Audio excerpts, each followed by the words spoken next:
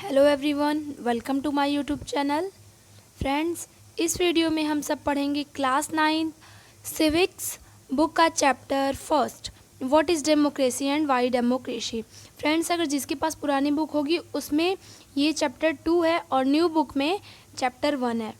ये सिविक्स भी आप कह सकते हैं, पॉलिटिकल साइंस या डेमोक्रेटिक पॉलिटिक्स बुक भी कह सकते हैं। सो बुक के नेम से मत कन्फ्यूज़ होइएगा। और ये थर्ड पार्ट ऑफ वीडियो है। मैं पार्ट फर्स्ट और पार्ट सेकंड वीडियो की मैं डिस्क्रिप्शन में लिंक दी हूँ। कुछ कुछ चीज़ें इस चैप्टर से हम लोग पहले पढ़ चुके हैं, जैसे कि व्हाट इज़ डेमोक्रेसी, डेमोक्रेसी क्या है, और features of democracy. Features of democracy में मतलब क्या क्या फीचर्स है डेमोक्रेसी की, कैसे कैसे हम पहचानेंगे कि ये डेमोक्रेसी राइट है, ये कंट्री डेमोक्रेटिक है, ये कंट्री नहीं है। तो पहला फीचर्स ऑफ डेमोक्रेटिक हम लोग पढ़ चुके हैं, हम लोग को पढ़ना है सेकंड फीचर ऑफ डेमोक्रेटिक। तो पहला फीचर ऑफ डेमोक्रेटिक फ्रेंड्स, यही हमारा फर्स्ट फीचर ऑफ डेमोक्रेटिक है। इससे जो हम लोग रिलेटेड चीज़ें पढ़े हैं वो हम लोग डेफिनेशन से समझे थे, बट एग्जैक्टली हम कह सकते हैं कि first feature of democratic is that in a democratic the final decision making power must rest with those elected by the people. मतलब पहला, अगर कंट्री जो डेमोक्रेटिक रहेगी या फिर डेमोक्रेटिक कंट्री क्या करते हैं कि जनता नेताओं को वोट देगी और जिताएगी, और जिसको जिताएगी पब्लिक वही नेता काम करेगा। ये नहीं कि हम जिताएं किसी और को, काम कोई और करे। Okay. Second feature of democratic यानी free and fair electoral competition. इस वीडियो में हम फोकस करेंगे second and third feature of democratic. I hope आपको फर्स्ट फीचर आपको समझ में आ गया होगा कि जिन लोगों को हम लोग वोट दें वही नेता हम लोगों के लिए काम करे, कोई और नेता के हाथ में पावर ना हो। Okay. Free and fair electoral competition मतलब किसी चीज़ का बाउंडेशन ना रहे, जनता अपने मन से किसी भी नेता को चुने, कोई दबाव ना बनाए कि आप हमें वोट दीजिए या फिर आप उन्हें वोट दीजिए, ऐसा कुछ ना हो। फ्री हो और फेयर वोट हो। देखते हैं क्या लिखा है कि इसमें, in China election are regularly held every 5 years for electing the country parliament called Quango Renmin Debut Dawi। मतलब ये चाइनीज़ लैंग्वेज में लिखा है, इसको हिंदी में कहेंगे कि इंग्लिश मतलब अपने भाषा में कहेंगे कि नेशनल पीपल कांग्रेस। तो देखिए, फ्री एंड फेयर कंपटीशन का एक एग्जाम्पल देके बताया गया, ठीक है। तो चाइना का एग्जाम्पल लिया गया कि चाइना में क्या होता है, हर 5 साल पे वोट कराया जाता है। नेशनल पीपल कांग्रेस पार्टी हमेशा उठती है। देखिए आगे अभी आपको क्लियर हो जाएगा कि National People Congress has the power to appoint the president of the country. It has nearly 3000 member elected from all over China. देखिए, जैसे कि चाइना में क्या है कि एकदम बाउंडेशन है कि नेशनल पीपल कांग्रेस एक पार्टी है, उसी पार्टी से नेता उठेंगे, मतलब चुनाव लड़ेंगे। कहने का मतलब कि अगर आप सपा चुनना चाहते हैं तो बार बार भाजपा का ही प्रत्याशी आपको दिया जाएगा, तो आपको ज़बरदस्ती उसी को देना पड़ेगा ना। एक कैंडिडेट रहेगा तो आप किसे वोट देंगे। इसीलिए कह सकते हैं कि चाइना हमारा डेमोक्रेटिक नहीं है। क्यों? क्योंकि वहाँ पे क्या होता है कि एक ही पार्टी के नेता हमेशा उठते हैं, चुनाव लड़ते हैं, दूसरे पार्टी वालों को अनुमति नहीं है, यानी परमिशन नहीं है वोट लड़ने, मतलब चुनाव लड़ने के लिए।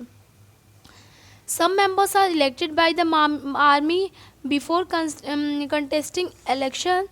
A candidate need the party only those who are members of the Chinese Communist Party or early smaller party allied to it allowed to contest election held in 2002 or 3.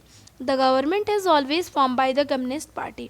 ये देखिए, इसमें ज़्यादा कुछ दिया गया नहीं है, सिर्फ एग्जाम्पल लेके बताया गया है चाइना का कि चाइना हमारा डेमोक्रेटिक नहीं है, क्योंकि वहाँ पे सिर्फ एक पार्टी शो किया जाता है पब्लिक के सामने और बोला जाता है आप इन्हीं को वोट दीजिए। किसी दूसरे पार्टी का या फिर छोटे मोटे पार्टी के नेता नहीं उठते हैं, सिर्फ तो सिर्फ नेशनल पीपल कांग्रेस के नेता वोट लड़ सकते हैं, चुनाव लड़ सकते हैं। फिर इसमें आदमी फ्री नहीं ना है कि हम किसको वोट दे दें, तो ये कंट्री डेमोक्रेटिक नहीं है। अब ऐसे ही मैक्सिको का एग्जांपल लिया गया कि मैक्सिको 1930 में इंडिपेंडेंट हुआ था और ये हर 6 साल पे वोट कराता है। ओके। और फिर The country has never been under a military or dictator rule, but until 2000 every election was won by a Mexico. कहने का मतलब कि देखिए, RBI and institutional revolutionary party, PRI है ना, पीआरआई को हम पीछे से पढ़ेंगे कि इंस्टीट्यूशनल रिवॉल्यूशनरी पार्टी। बोला गया कि मैक्सिको में बहुत सारे वोटर होते हैं, वोट लेने वाले होते हैं, मतलब बहुत नेता चुनाव लड़ते हैं, लेकिन एक ही पार्टी हर लगातार बहुत साल जीती, मतलब 1990 से 2000 तक एक ही पार्टी जीती रही। ऐसा कहीं नहीं होता है, क्योंकि एक नेता कई बार जीते ऐसा तो पॉसिबल नहीं है। इसमें समझ लो ज़रूर कुछ ना कुछ चीटिंग होती है। किसमें? मैक्सिको सिटी में। इसलिए मैक्सिको भी हमारा डेमोक्रेटिक नहीं है। दोस्तों, ये सब हम लोगों को जानने और पढ़ने का मतलब ये है कि हमारा जो भी वोटर हो वो एकदम फ्री हो कि हम किसी को भी वोट दें। इंडिया में 90% है कि हम किसी को भी वोट दे सकते हैं। हमारा मन करेगा भाजपा, सपा, बसपा, हम किसी को भी वोट देंगे। हमें ज़बरदस्ती की जाती है, लेकिन हम अपने मन से वोट अंदर जाके देते हैं। 10% में घपलाबाजी हो जाती है। वैसे तो इंडिया डेमोक्रेटिक है। मैक्सिको में क्या होता है कि एक ही पार्टी बार बार जीतते आ रही है, इसका मतलब कुछ चीटिंग होती है।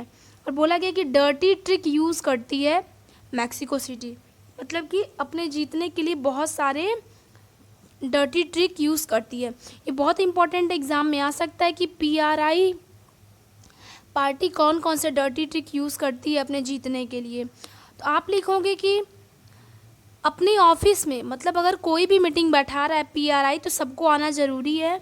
और जो बच्चे सरकारी स्कूल में पढ़ रहे हैं, ओके, जो बच्चे सरकारी स्कूल में पढ़ते हैं, यानी लिखा गया है कि all those who were employed in government office had attend in party meeting. जो भी पीआरआई के मेंबर रहेंगे उन्हें पीआरआई के मीटिंग में अटेंड करना बहुत ज़रूरी है। And teachers of government school use to force parents to vote for the PRI. अब देखिए, बोला गया कि जो स्कूल टीचर होते हैं वो बच्चों के पेरेंट्स को दबाव बनाते हैं कि आप पीआरआई कंपनी को वोट दीजिए। बहुत गलत बात है, क्योंकि अगर हम अपने बच्चों को, अगर आप स्कूल में पढ़ा रहे हैं और आपसे कोई कहे कि आप पीआरआई कंपनी को वोट दीजिए, पीआरआई पार्टी को, तो अच्छा नहीं लगेगा। तो ये सब डर्टी ट्रिक है वोट लेने की। यही सब मैक्सिको अपनाता था। फ्रेंड्स, अगर वीडियो अच्छी लग रही हो तो वीडियो को लाइक कीजिए, क्योंकि मैं आपको इतना क्लियरली समझा रही हूँ फीचर्स ऑफ डेमोक्रेटिक। नहीं समझ में आ रहा तो फिर से बस आप इतना समझिए कि पहले फीचर्स में ये होता है कि हम अपने मन से वोट दे रहे हैं, जिस नेता को वोट दे रहे हैं वही नेता के हाथ में पूरा पावर हो। और सेकंड है कि हमें कोई दबाव ना हो, हम किसी को भी वोट दे दें, एकदम हम फ्री रहें वोट करने के लिए, ओके। और ये सब जो मैं पढ़ा रही हूँ इस टाइम, वो सब सिर्फ एग्जाम्पल है अलग अलग कंट्री का। आपका मेन फीचर्स तो यही होगा ना कि आप फ्री होके वोट दीजिए, बस।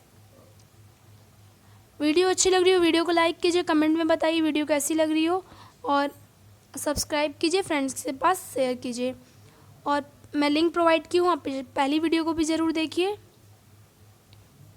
और हमारे चैनल में आपके सभी कोर्सेज की चीज़ें धीरे धीरे आ रही हैं और सब चीज़ धीरे धीरे अवेलेबल हो जाएंगी। तो चैनल को सब्सक्राइब कीजिए ताकि आपके पास सब कुछ पहुंच सके, और बेल आइकन प्रेस कीजिए। आगे देखते हैं कि teachers of government schools use to force parent to vote for the PRI. हर एक गार्जियन को स्कूल की साइड से दबाव बनाया जाता था कि आप पीआरआई वालों को ही वोट दीजिए। आगे कि media largely ignored the activity of opposition political parties except to criticise them. बोला गया कि मीडिया जो होती थी पीआरआई कंपनी की तरफ, पीआरआई कैंडिडेट की तरफ से, पीआरआई पार्टी की तरफ से पूरी मीडिया हो गई थी, पूरी मीडिया हो गई थी और कोई भी मीडिया किसी और पार्टी का प्रचार नहीं करती थी। सारी मीडिया पीआरआई कंपनी का प्रचार करने लगी थी, क्योंकि ये पीआरआई बहुत दबाव बनाता था। यानी फ्रेंड्स, ये पीआरआई एक कंपनी मतलब वो कैंडिडेट का नेम है, पार्टी का नेम है, जिससे कि बहुत दबाव बनाया जाता था मीडिया वालों से कि आप हमारा प्रचार कीजिए और किसी सबको इग्नोर कीजिए। गार्जियन को दबाव बनाया जाता था कि आप हमें वोट दीजिए। तो ये सब डेमोक्रेटिक के अंदर नहीं आएगा। आगे कि sometime the polling booth was shifted from one place to another in the last minute, which made it difficult for people to cast their vote.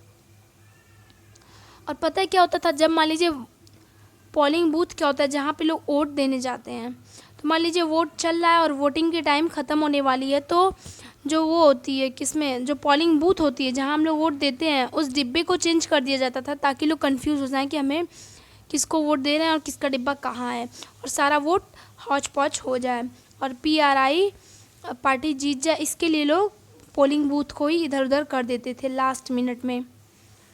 I hope आपको बात समझ में आ रही होगी कि जब हम लोग वोट देने जाते हैं तो वोटिंग की टाइमिंग होती है, और उस टाइमिंग के ख़त्म होने से थोड़ी देर पहले ही जिसमें हम लोग वोट अपना डाले रहते हैं वह डिब्बा गायब कर दिया जाता था। तो ये बहुत इंपॉर्टेंट है कि PRI कंपनी कौन कौन से चीज़ें अपनाई थी अपने जीतने के लिए। आगे कि PRI sent a large some of money in the campaign for it candidate. मतलब बोला गया कि PRI पार्टी जो थी इंस्टीट्यूशनल और जो पार्टी थी वो अपने जीतने के लिए बहुत पैसा खर्च की थी, बहुत पैसा खर्च करती थी, इसलिए वो बार बार जीत जाती थी। तो यहाँ पे तो एक तरह से वोट तो कराया जा रहा है लेकिन पूरा फ्री नहीं कराया जा रहा है। तो हमारे कहने का मतलब कि कोई ज़रूरी नहीं कि वोट कराया जाए वो कंट्री डेमोक्रेटिक है। वोट कराया जाए तो उसके भी कुछ नियम हो, किसी को दबाव ना बनाया जाए, तब वो कंट्री डेमोक्रेटिक है। यानी हमारे इंडिया में ये रूल पहले से है। Should we consider the election described above as example of people electing their rulers? Reading these examples, we get a sense that we cannot. There are many problems here. In China, the election do not offer the people any serious choice. बोला गया कि मतलब ये सब country democratic नहीं है क्योंकि ruler के हाथ में पावर है, अब वो कुछ भी कर सकता है। जैसे कि PRI कंपनी को हम लोग देखें कि वो अपना इसे प्रचार करा रहा है, और चाइना में भी एक ही पार्टी के कैंडिडेट जब चुनाव लड़ेंगे तो जाहिर सी बात है सब लोग उसी पार्टी को वोट देंगे क्योंकि उनके पास कोई सेकंड चॉइस ही नहीं है, ऑप्शन ही नहीं है सेकंड। आगे कि they have to choose the ruling party and the candidate approve by it. Can we call that this is a choice. बोला कि क्या अगर एक ही कैंडिडेट अगर वोट लड़ रहा है, चुनाव लड़ रहा है, तो हम उसी को तो देंगे वोट, और कोई है ही नहीं कि हम किसी को वोट दें, तो हम अपने चॉइस का नहीं कर रहे हैं। इसका मतलब चाइना भी हमारा डेमोक्रेटिक कंट्री नहीं था उस time. In the Mexican example people seem to really have a choice but in practice they have no choice. There was no way to ruling party could be defeated even if were against these are not fair election। बोला कि अगर ऐसा चीज़ कहीं किया जाए तो ये fair election के अंदर नहीं आएगा। मतलब कि हम ये नहीं कह सकते कि ये बहुत अच्छा सिस्टम चल रहा है कि हम एक ही पार्टी वाले ही उठे, हमें उन्हें वोट देना पड़े या फिर ज़बरदस्ती वोट दिलाया जाए हमसे, तो ये हमारी कंट्री डेमोक्रेटिक के अंदर नहीं आएगी। आगे कि we can thus add second features to our understanding of democracy. अब हम दूसरा फीचर्स की बात करेंगे डेमोक्रेटिक के, मतलब बात किए हैं कि फ्री एंड फेयर इलेक्शन होना चाहिए। Holding under election of any kind is not sufficient, the election must be offer real choice between political and alternative. बोला गया कि मतलब ये नहीं होता कि आप वोट करा रहे हैं, मैक्सिको की तरह अगर आप वोट करा रहे हैं और पीपल के पास कोई चॉइस ना हो, आप दबाव बना के करा रहे हैं, तो ये भी कोई इलेक्शन नहीं कहलाएगा। And it should be possible for people to use this choice to executing rulers if they wish so. और बोला गया कि डेमोक्रेटिक कंट्री वो होता है कि अगर पब्लिक चाह रही है कि ये नेता हट जाए, 5 साल के लिए मान लीजिए जीता है, उसके बीच में ही हट जाए और वो सही में हटा दिया जाए उसे, तब मानिए कंट्री पूरी डेमोक्रेटिक है। ये चीज़ बहुत इंपॉर्टेंट है। वो सब तो एग्जाम्पल अभी हम लोग पढ़ रहे थे चाइना और मैक्सिको का। ये है हमारा सेकंड फीचर्स ऑफ डेमोक्रेटिक। आप इतना बस समझिए कि democratic must be based on free and fair elections where those currently in power free chances of losing. बोला गया कि आपके पास खुद पावर होना चाहिए कि हम किसे जिताएं किसे हराएं, और पूरा फ्री रहें वोट देने के लिए, तभी कंट्री डेमोक्रेटिक है। We shall find about more democratic election in chapter 4। बोला गया कि चैप्टर 4 में, इसी बुक के चैप्टर 4 में हम और डेमोक्रेटिक के बारे में पढ़ेंगे। Okay, this figure you can see. And third features of democratic country are 1 person 1 vote 1 value. ये इंडिया में 100% किया जाता है कि एक आदमी का एक वोट होता है और उस एक वोट की एक ही वैल्यू होती है। मतलब 1 person 1 vote 1 वैल्यू। एक आदमी एक ही बार वोट दे सकता है और उसकी वैल्यू भी एक ही होगी। In the previous chapter, we read about how the struggle for democracy was linked to the demand for universal adult franchise। जैसा कि हम लोग पहले चैप्टर में भी पढ़े हैं कि एक डेट निर्धारित कर दी जाती है हर एक देश में, कि जैसे इंडिया में कि 18 साल के बाद लोग वोट देंगे, वैसे ही अलग अलग देश में एक एक डेट फिक्स होती है कि इस डेट के बाद वाले सब लोग वोट देंगे। उसी को कहते हैं यूनिवर्सल एडल्ट। ओके, जैसे कि हमारे इंडिया में कि 18 ईयर के बाद वाले सभी लोग वोट देंगे, चाहे वो किसी भी कास्ट के हों, चाहे वो किसी भी फैमिली से हों, वो गरीब हो या अमीर हो, तो सब लोग वोट देंगे 18 साल के बाद वाले। इसी तरह हर एक देश में होना चाहिए और एक पर्सन एक वोट दे और उसकी वैल्यू भी एक हो, तब मान लो वो कंट्री फुल्ली डेमोक्रेटिक है, जिसके पास ये तीनों फीचर्स होंगे। This principle has now come to be accepted almost all over the world, yet there are many instances of denial of equal right to vote। और सबके पास इक्वल राइट टू वोट होना चाहिए, जो मैं आपको पहले बता चुकी हूँ कि कोई डिस्क्रिमिनेशन नहीं होना चाहिए कि किस फैमिली से है किस फैमिली से नहीं है, सबको इक्वल राइट मिलनी चाहिए। सऊदी अरब में क्या होता है कि वोमेन के पास राइट नहीं है। आप देख रहे हैं यहाँ पे लिखा है कि in Saudi Arab women do not have the right to vote. Saudi Arab में वोमेन के पास राइट टू वोट नहीं है, मतलब वो वोट नहीं दे सकती हैं सऊदी अरब की औरतें। Estonia has made its citizenship rule in such a way that peoples belonging to Russian minorities find in difficulties to get at the right to vote. बोला गया है कि मान लीजिए इस्टोनिया कंट्री में थोड़ा सा रसिया का भी पार्ट आता है, तो बोला गया है कि रसिया वाले जो इस्टोनिया में बसे हुए हैं उन्हें बहुत मेहनत से राइट टू वोट मिलता है और डिफ़िकल्टीज़ के बाद, यानी रसिया वाले इस्टोनिया में वोट नहीं दे सकते हैं। तो ये सब कंट्री डेमोक्रेटिक नहीं है। फ़िजी का आप नाम सुने होंगे, फ़िजी एक कंट्री का नाम है, जो कि लिखा गया है कि in Fiji the electoral system is such that the vote of an indigenous Fiji has more value than that of the Indian Fiji.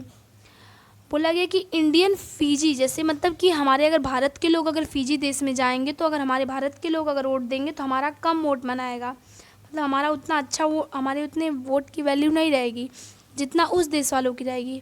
तो मान लीजिए यहाँ पे भी भेदभाव किया जा रहा है, यानी ये भी कंट्री पूरा डेमोक्रेटिक नहीं है।